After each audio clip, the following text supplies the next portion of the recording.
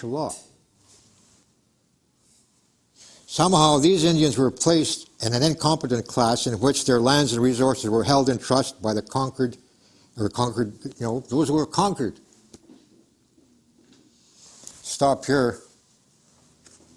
And what came to me was our people were so ignorant of civilized law.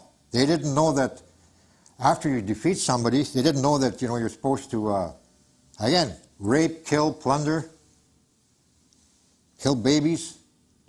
They didn't know those civilized things, civilized ways. Our ancestors were stupid of that concept, I guess.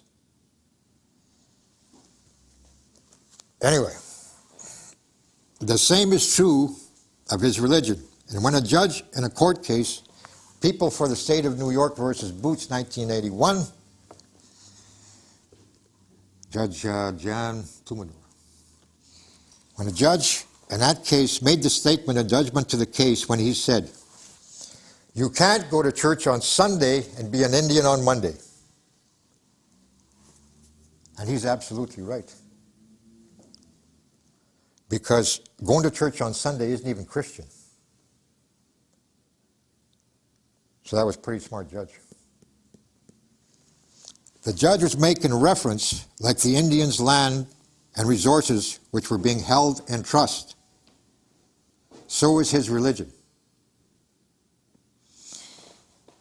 You can't go and hold religious rituals in a building or church that is holding Indian religions in trust and still try to be an Indian legally.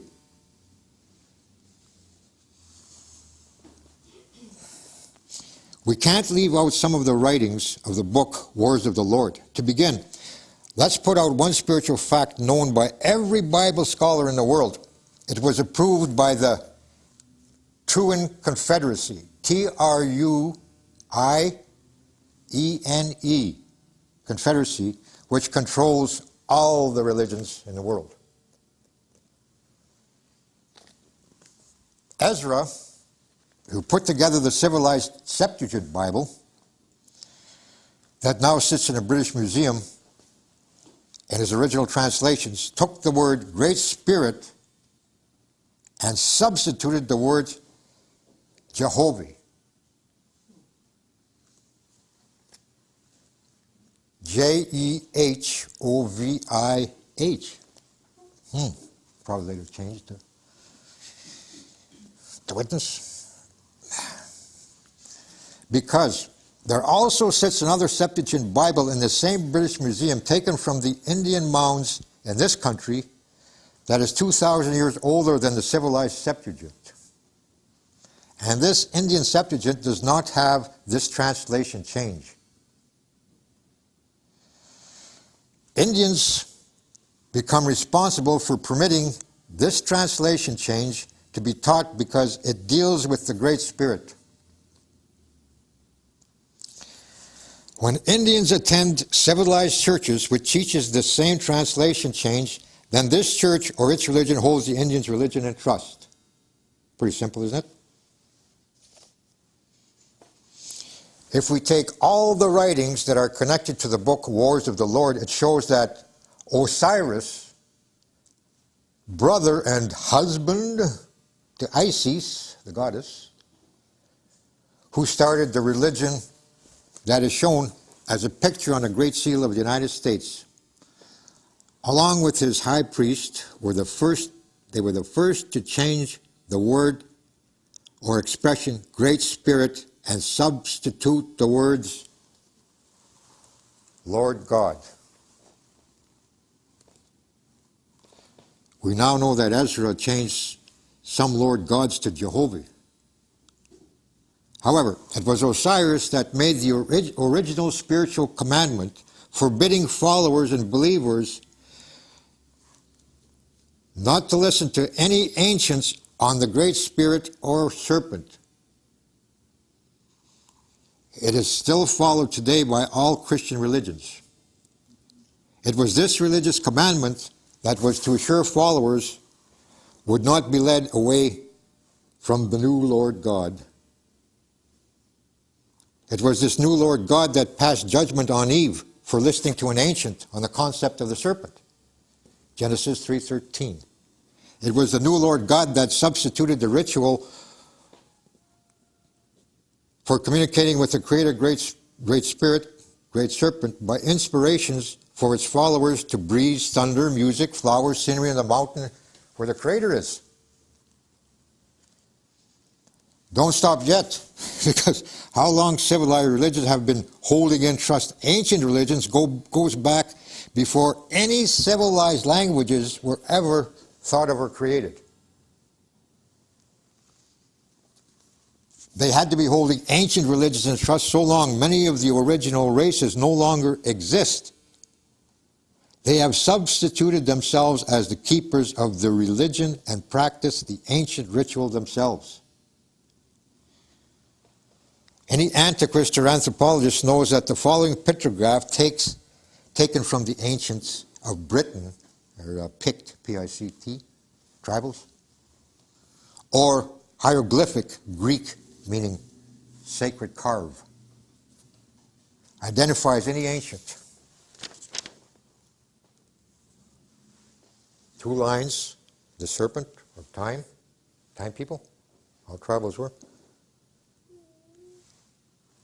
Okay? The expression for it is ha'is.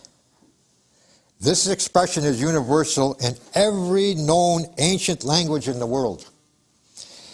If one was to put one ancient word for every civilized word, it would mean time.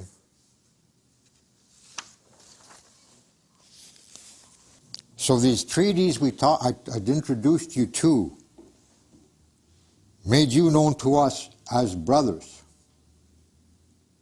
and sisters. So he's speaking of a particular white man through time was a cannibal. And that's the one that was of the white race, not the white tribes. Because even in Dakota, when they say, and the old man taught me, he said, when we say, Wasisho, and he said, then there's the Wasishu Na, which becomes an ally, because of the treaties we had with the white tribes of Europe based upon Creator Great Spirit's law. Through the daughters. The women. That's the difference. But even Osiris, who was classified as a god, could not overstep spiritual boundaries and had to add the following to his commandment. It is the choice of the individual to learn the differences to the voices between two different serpents. One, the ancient serpent who has a voice like the wind with the Great Spirit. Or, two, the God serpent who is the lawgiver of the word, who has a voice that kills, lusts, has treachery, poison words, and can create diseases that cannot heal, poison air, poison weeds, trees, and herbs, and poison snakes as punishment for violators of the word. Numbers 21:6. And the Lord sent fiery serpents among the people. Numbers 21:09. And Moses made a serpent of brass and put it upon a pole. It cannot be denied. One serpent on a pole was the flag of Mu.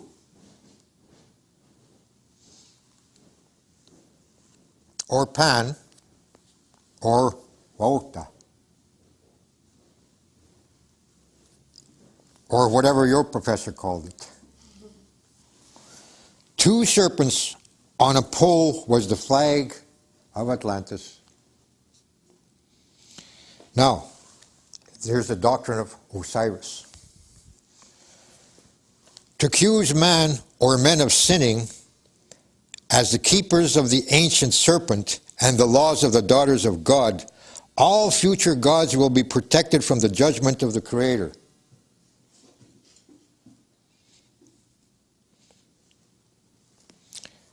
But what are ancients? From what you have read so far, Who and what are they?